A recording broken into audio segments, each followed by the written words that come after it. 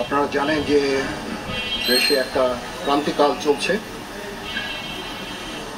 আমি সমস্ত রাজনৈতিক দলের নেতৃবৃন্দকে এখানে আমন্ত্রণ করেছিলাম, ওনারা এখানে এসেছেন।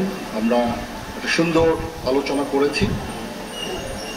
সেখানে আমরা সিদ্ধান্ত নিয়েছি যে একটা ইন্টারিম গভর্নমেন্ট আমরা ফর্ম করব এবং ইন্টারিম গভর্নমেন্টের মাধ্যমে এদেশে সমস্ত কার্যকলাপ চলবে। আমরা এখন মহামান্য রাষ্ট্রপতির কাছে যাব যে এই ইন্টারিম গভর্নমেন্ট ফর্মের ব্যাপারে ওনার সাথে আলোচনা করে আমরা একটা ইন্টারিম গভর্নমেন্ট ফর্ম করে দেশ পরিচালনা করব। আমি আপনাদের কথা দিচ্ছি, সমস্ত হত্যা, সমস্ত অন্যায়ের বিচার আমরা করব। আপনারা সেনাবাহিনীর প্রতি আস্থা রাখেন, সশস্ত্র বাহিনীর প্রতি আস্থা রাখেন।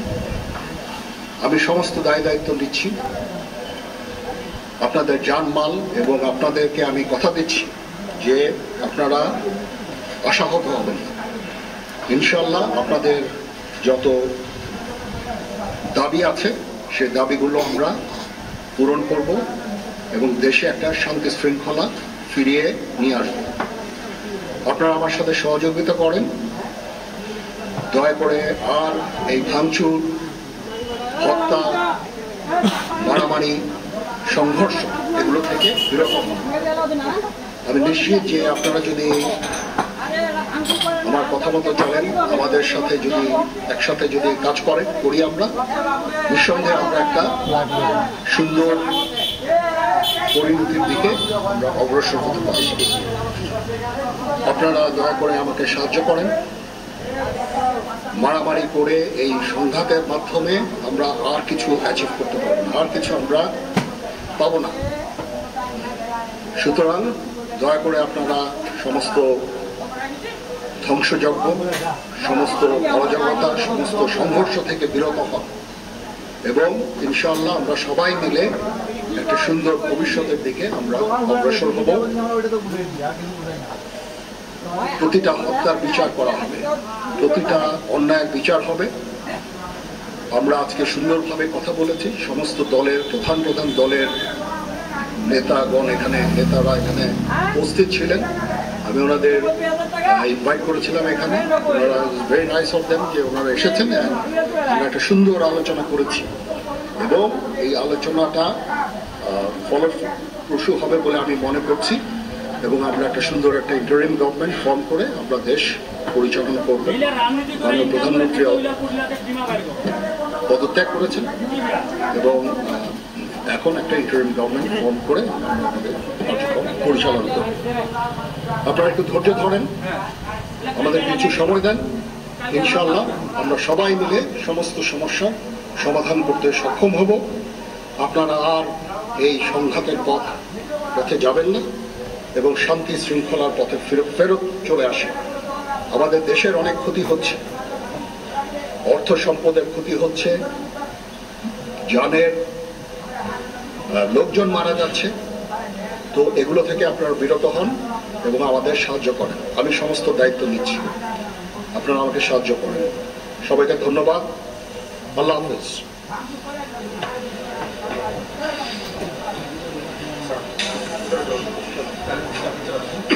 আপনারা কি কোনো প্রশ্ন করতে চান?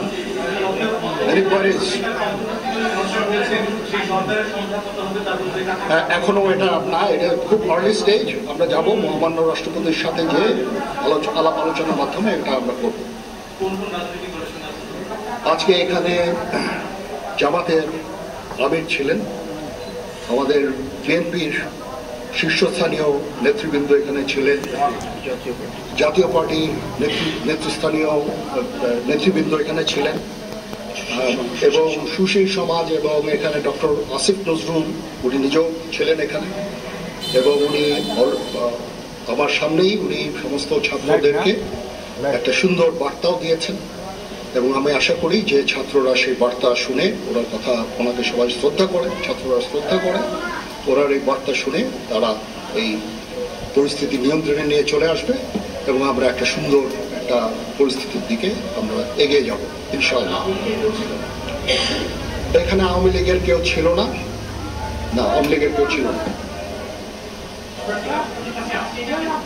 হ্যাঁ, আজকে বিকজ আমাদের এই সময় নাই, এটা একটা বিশেষ একটা পরিস্থিতি, আমরা আজকে যে এই পরিস্থিতি এটা একটা আমরা নিয়ন্ত্রণ নিয়ে আসবো। সেনাবাহিনী শান্তি শৃঙ্খলা বজায় রাখার কাজ চালিয়ে যাবে এবং আপনাদের সবার দায়িত্ব, ছাত্রদের দায়িত্ব, রাজনৈতিক নেতৃবৃন্দ এবং রাজনৈতিক কর্মীদের দায়িত্ব হচ্ছে সেনাবাহিনীকে সাহায্য করা এবং আপনারা মিডিয়ার মাধ্যমে আমাদেরকে একটু আমাদের সাহায্য করেন। সুতরাং আমরা তাহলে এই পরিস্থিতির নিয়ন্ত্রণ সহজেই নিয়ে আসতে পারব। না, যদি জিনিসটা শান্ত হয়ে যায় তাহলে আর কারফিউর কোনো প্রয়োজন নাই, কোনো জরুরি অবস্থার প্রয়োজন নাই, কোনো কারফিউর প্রয়োজন নাই, কোনো গোলাগুলির প্রয়োজন নাই। আমি আদেশ দিয়ে দিয়েছি সেনাবাহিনী কোনো গোলাগুলি করবে না, পুলিশ কোনো গোলাগুলি করবে না। ধন্যবাদ। আমি আশা করছি যে আমার এই বক্তব্যের পরে পরিস্থিতি উন্নতি হবে, আমরা একটা সুন্দর পরিবেশের দিকে যাচ্ছি।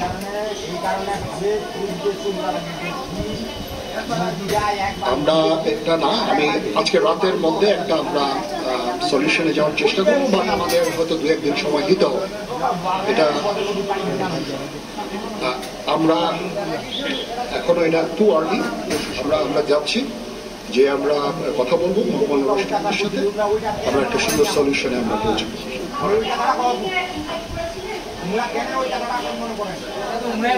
পরিস্থিতি ছিল খুব কম, সময় খুব কম ছিল। আমি যাদেরকে পেয়েছি অনেককেই আমি বলেছি, সবাই প্রধান রাজনৈতিক দলের সমস্ত নেতৃস্থানীয় নেতৃবৃন্দরা এখানে ছিলেন, তাদের সাথে আমি কথা বলেছি এবং ওনারা সবাই আমাদের এই প্রস্তাবে, এই যে আমরা যে আলোচনা করছি, সবাই এটাতে রাজি হয়েছে।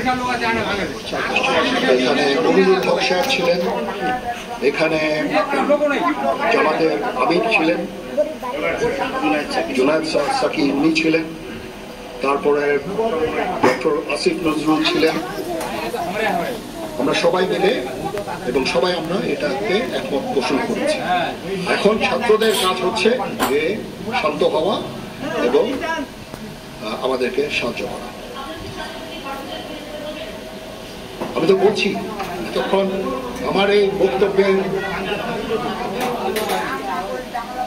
ছাত্রদের প্রতিনিধি বলতে আমি এখন ওনাদের নাম পাইনি। আমি ডক্টর আসিফ নজরুলকে রিকোয়েস্ট করেছি, যেহেতু ওনাকে ছাত্ররা শ্রদ্ধা করেন এবং উনিও একটা সুন্দর একটা ভিডিও মেসেজ উনি দিয়েছেন ছাত্রদের জন্য। আমি আশা করব যে এই ভিডিও মেসেজটাও কাজে হবে, কাজ দিবে। এইভাবে আমরা কাজ করব। সবাই ভালো থাকেন, সবাইকে ধন্যবাদ। এখানে আপনারা যত প্রশ্ন করতে থাকবেন আমাকে দেরি করাবেন। It's too early.